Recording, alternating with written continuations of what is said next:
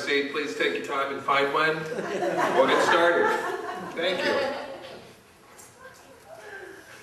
So any illusions of the seamless technical campaign out the door, so we'll just proceed at pace.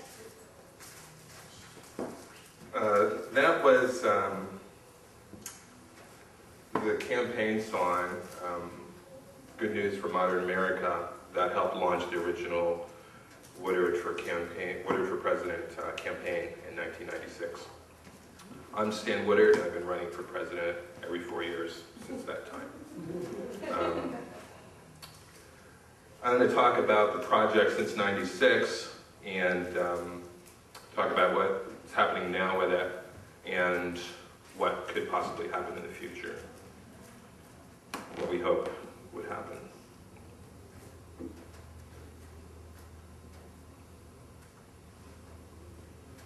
And maybe I'll just use an A. N. Okay. So in '95, yes. I love him.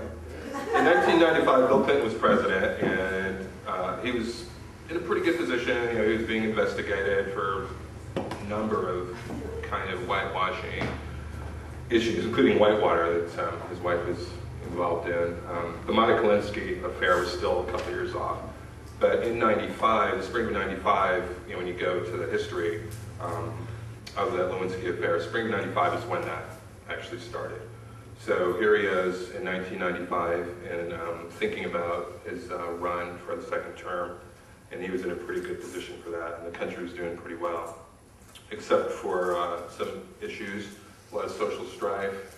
In April of that year, the Murrah Federal Building was bombed by Timothy McVeigh and Terry Nichols in an act of, you know, what you'd have to call domestic terrorism. In '96, two similar acts were perpetrated in Atlanta and Raleigh, North Carolina. But these were definitely acts of domestic terrorism that often were just kind of discussed as if they were issues of the lone, disgruntled, mad bomber. But really was a little bit more insidious than that. But along the way, as we thought about what would happen, Clinton's would-be challengers all lined up on the Republican side. Some of you recognize, some of you don't. And here's a guy, I don't even know who it is. There's a picture of him, the best picture they had of him, you know, it was like 1946 or something like that. But these, you know, they're arguing about tax cuts and immigration and health care, just like they are now. And just like now, they were all telling us why they're the best and why someone else, particularly the incumbent president, was the worst possible choice. It was a pretty negative time in American politics, just as it is now. So one day, with a friend, we were watching the news, I was just kind of outraged, and I said, you know, why don't I just run for president? These guys can. And she said, well, you should. So I launched my campaign.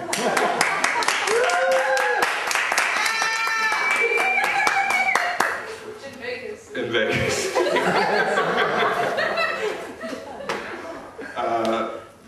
But as we talked about it, you know, it's like, how can I actually be president? You look like my first issue was that there would be no more talking in the movies. And that kind of set the tone for what my campaign would be. It was more something about me personally than, you know, it was about me being president, because it's very difficult to become president. I'm a natural-born American citizen. At the time, I was there at the age of 35.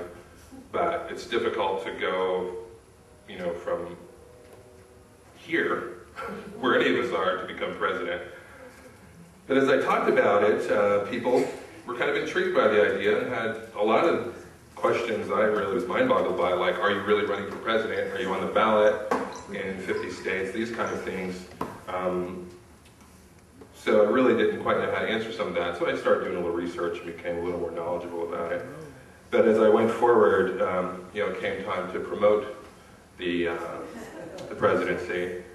and I chose the hippopotamus. But I've got an affinity for the hippo. And the hippo has a great place in the imaginations of cultures throughout the millennia and throughout the purpose of their use. So we can see here, this hippopotamus, he's known as Henry. He's held it where is he? He's at the Met, Metropolitan Museum of Art in New York. So he dates from Egyptian Second Dynasty, I believe that is. And then you move it up a little bit to Walt Disney's Fantasia, and his treatment of hippopotamus is this kind of cute thing. But in reality, the hippo is a very important animal. It dominates its ecosystem, which is the Nile River Basin, and just through its everyday activities, it enhances the river for all life there, plant and animal life. The hippo is one of the most vicious animals, but it's also known to be one of the most tender animals when it comes to its young. So it carries on a lot of the, what some people would think of, if you want to anthropomorphize them, which isn't necessary, but the territoriality of the hippo, is seen in its bellicose manner, and people have talked to them about being violent and warlike and things like that. But the fact is, once they've established their territory, they really don't go beyond that to try to take over more territory. They're not that selfish and greedy, pretty well contained that way. But the time that they become most dangerous is when you're possibly endangering their young. And that's a quality that a lot of people would like to think is human-like. So, with the hippo as my campaign's male mascot, I set about promoting the campaign and thought that this hippopotamus kind of could represent the foundation upon which our greatest hopes and dreams could flourish. Represented here by our children. Mackenzie is here representing that demographic, and I do thank you for joining us tonight. Thank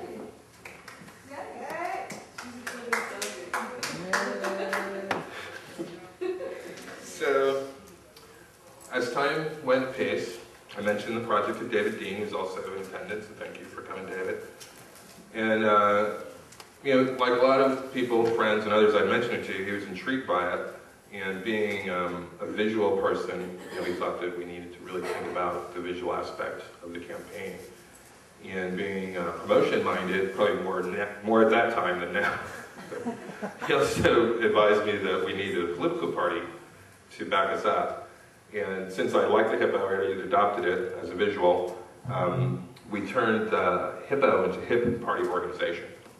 So now I was running under that banner. And this is the first graphic David did for us, and the first one that really, kind of expressed that.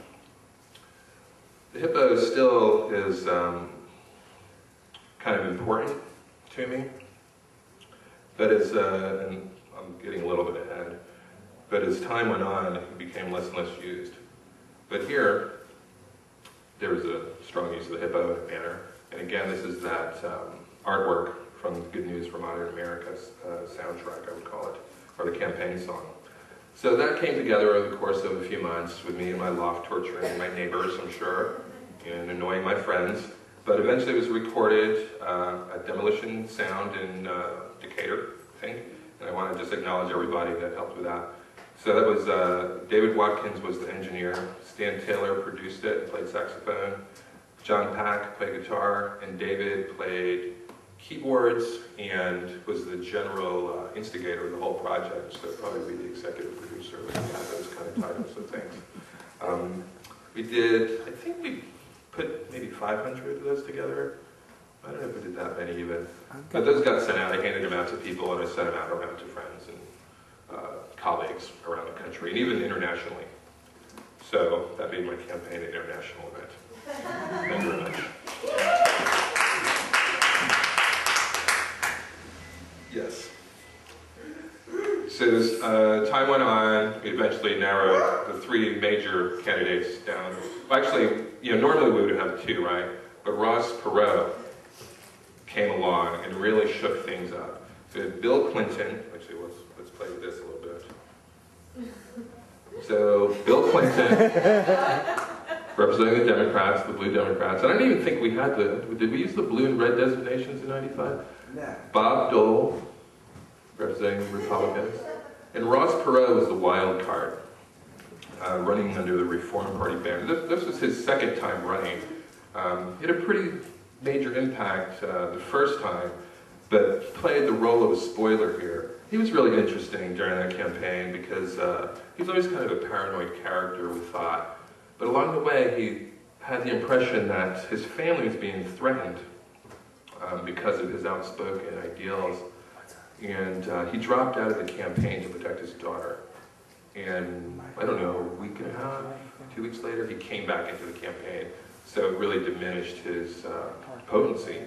Because at the time he dropped out, he really could have been a contender. Because in the United States system, you need a plurality to win. You do not need a majority. You need the most plurality. Mathematicians, Mackenzie came up with that. So because plurality, only plurality is needed, Bill Clinton was able to win with less than 50%. I think he had like 38% of the vote or something like that. And that's, thanks to Ross Perot. So good. Third party is not a bad idea. The Hippo Party does not necessarily represent that.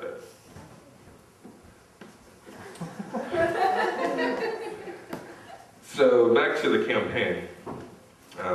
It really was an interesting phenomenon. The enthusiasm was developed around this. So Keith Hampton, a local artist, asked if he could paint me as president, and did such. And I just continued to share ideas about the campaign and information and the song as I could during the run-up to the actual polling. And after Bill Clinton was reelected with only a plurality, and I talked to some of my friends and colleagues, I counted that 12 people claimed to actually have voted for me. Which I have to admit I found a little disturbing. Just to use your vote for kicks. I don't know, but that's what happened. So then it was over.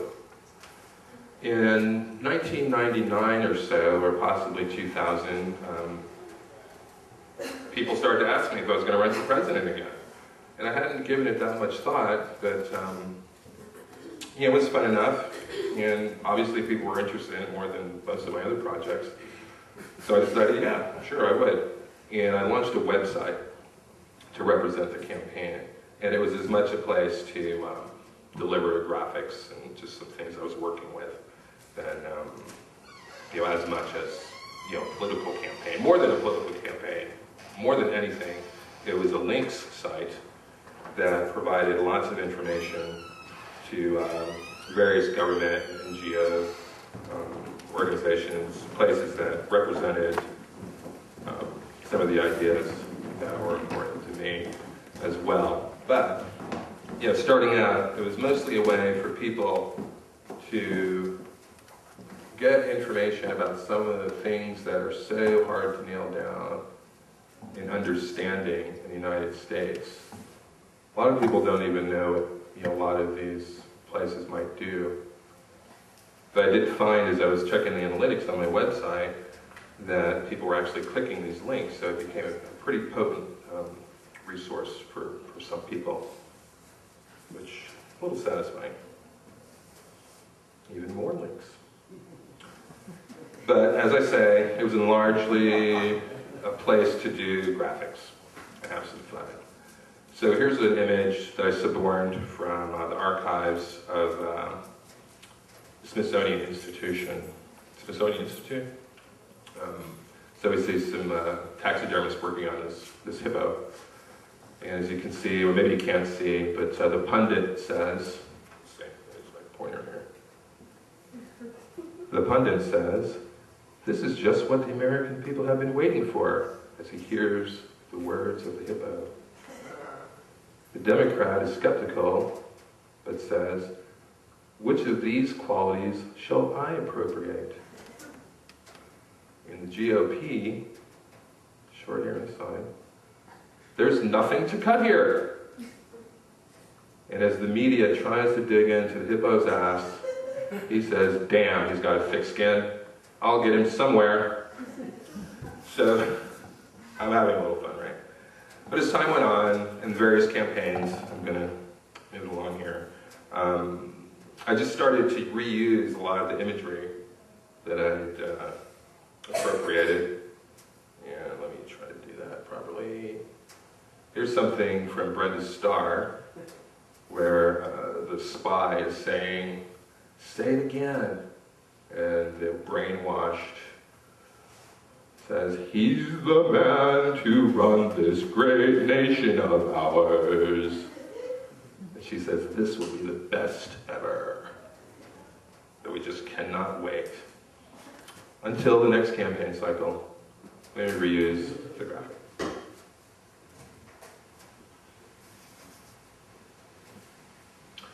That brings us up to about now,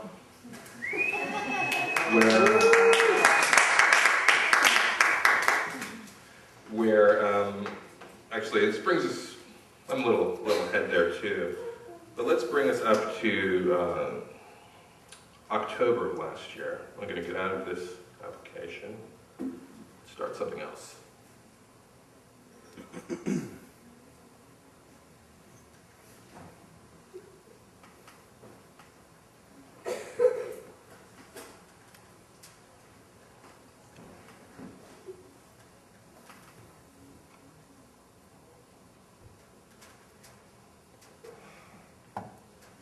Of course, we have fully embraced the idea that this is not a seamless technological event.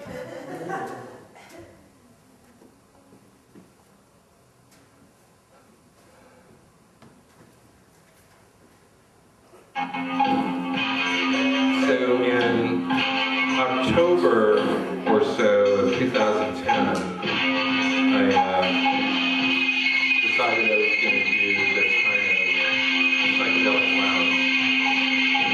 And while I was thinking about it, someone asked me if I was running for president again. So I decided that this lounge can help represent my campaign. And I created this Woodard for President 2012 exploratory committee and opened the lounge to the enjoyment of several people with the help of Kiki Blood.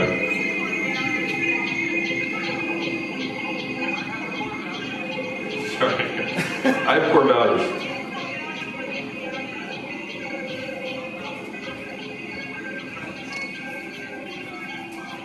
The funny thing about the lounge is, I did two of them. Well, one, it was a great, fun time. But in both occasions, after having promoted this as the Woodard for President Exploratory Committee, people came up to ask me about my political views and were kind of adamant that I should have a stand on, especially the taxes thing at the time. This one guy came in, I was actually pouring gin and tonics at the bar, and he said, "Are you guys running for president?" And I said, "Yes, I'm Stan Woodard," and we shook hands. He said, "Well, what do you think about it?" I don't remember what he asked me, but he was so mad that I knew that he was con, that thing, and I just laughed at his face. It wasn't good. But he asked me again, whatever his question was, that I just kind of walked away. So that, again, is what's happening in the campaign. So. And then in this case, I want to show you something else here.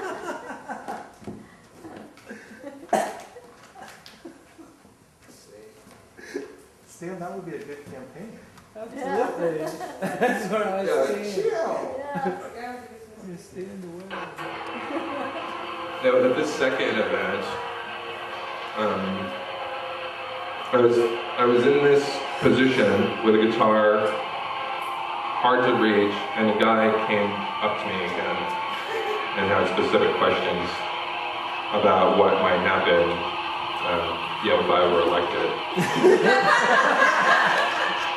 And I couldn't really answer him. I'm just going to let this play for a few minutes. Can you make it bigger on the screen?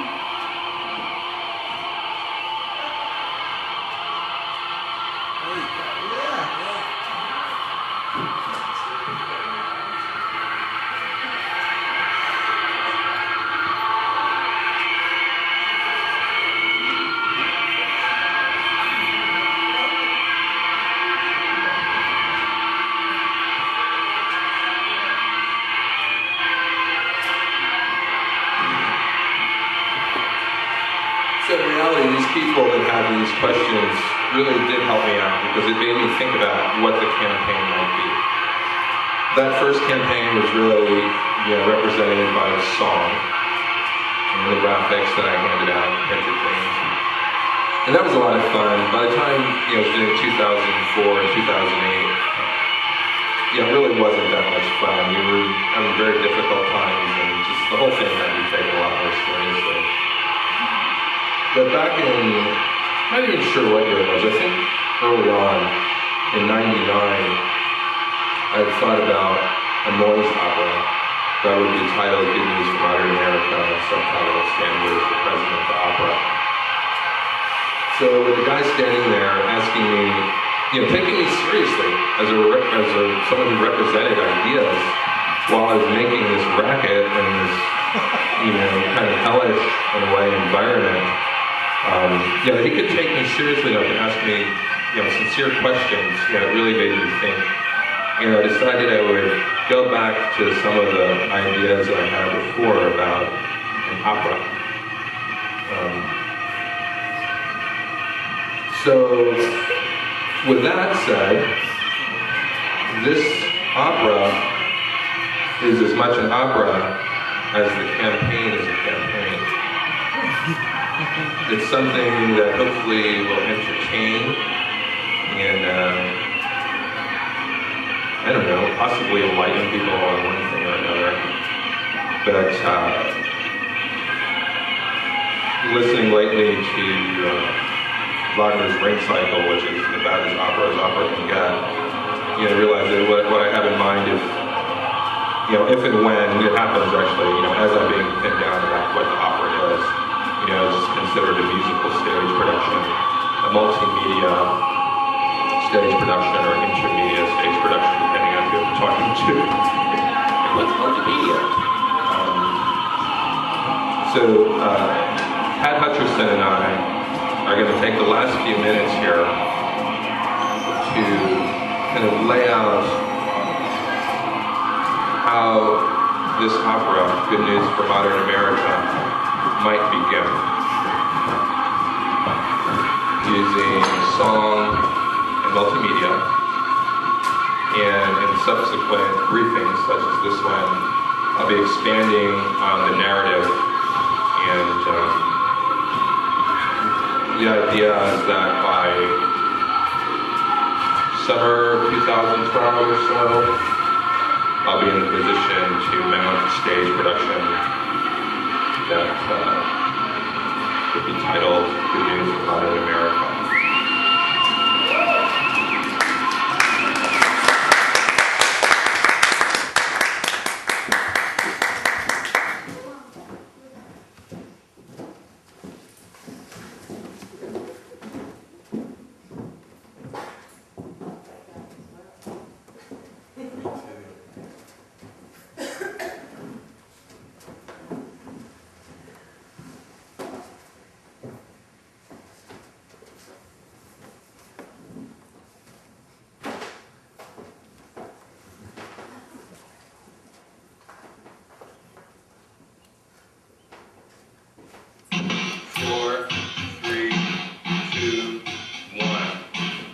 On a darkened stage, the year is 1994 or so.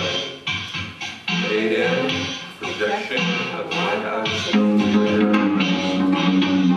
Stage right, lights made up on the people in the activists. See that they're surveilling the White House interior, and they are delighted with what they observe. The president of the White House with a group of young people presiding at a party which may include the popping of inhalants on a paperback. He doesn't seem to be enjoying himself much with his guest star.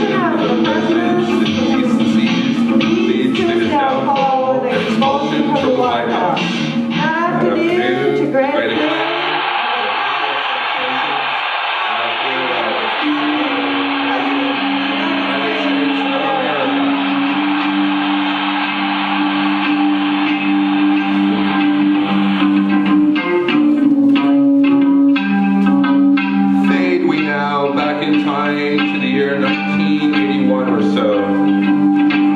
Here begins the explication of how these events came to pass.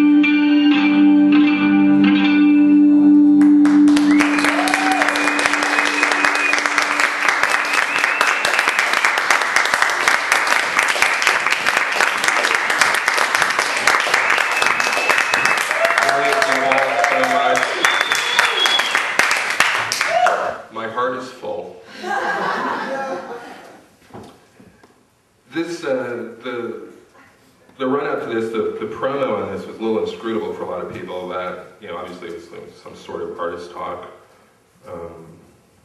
And with that in mind, if there are any questions that I can answer for anyone, I'll do my best to do that. All right, Ed? Thanks everybody for being here. What is your Oh, I'm going to go with Ed first. So, you really are working towards a performance. Is it going to be more like the interactive, what do you call it, the lava lounge, or is it going to be something indicative of what we just saw? Sort of a spoken word, music, overlay, performance? Ideally, with it, at full fruition, it would be, what would be akin to a play, a musical. Okay. Where we have actors playing characters with a multimedia backdrop. Okay. With this particular project, with the briefings, I want to continue developing the narrative through this process. So these kind of short descriptions of a scene can form the backdrop of, or not form the backdrop, but form the basis for a more expanded narrative. So what we just talked about here can be seen in a more expanded form already at my studio, where we've already seen that the president has been expelled from office. So what would happen next in the narrative, 1981, we can see how our hero, who is just a bit of a culture media figure, goes from being like this punk dude to becoming vice president of the United States. But in the process of the briefings, I think the next portion of the narrative that I'll expose through a briefing will really be a description of the romantic entanglements that are involved, because really, what it really is it's like this love triangle story. Of course. Story of passion, romance, politics, in a history that never existed.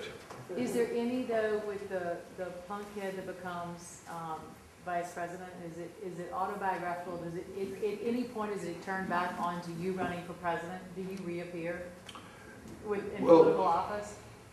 Well, that's a question that I haven't answered myself, because at this time I'm thinking that my name is not going to be part of the narrative, but our hero. What we'll see is that our hero goes from being this, this kind of punk guy and with his two female friends, and as their lives progress, they each take different paths, and he's kind of torn between these two feminine ethos. One that pushes him toward more, creative freedom, and the other one that pushes him toward, developing a cult of personality. So by choosing the cult of personality, he begins to compromise and ends up in a position to become vice president. And then we know what happened there. After that, then there's another stage in the story that... Does our hero take a position on talking in the cinema? Yeah, absolutely. There's not, it's not to be done. So I support that platform. Well, thank you for your support. So was that some kind of a scene in the play, so to speak, that will be developed? Yes. And we can expect more of the same sort of presentation as the scenes develop? Each scene will be represented by a portion of a song the way we did there. Yeah, the song, it's the actual song, there's more verses and, it's a longer thing, so, the idea of the larger stage production, I'd see those songs being, sung fully by, multiple people running around and doing whatever they do in a musical.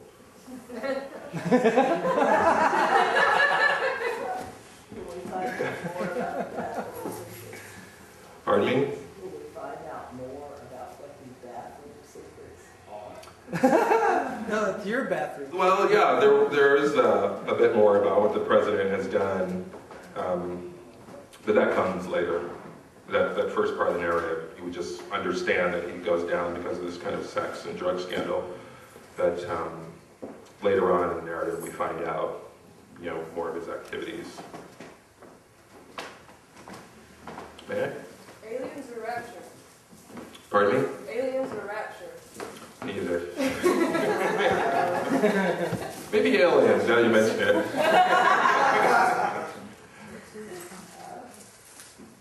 Thanks again.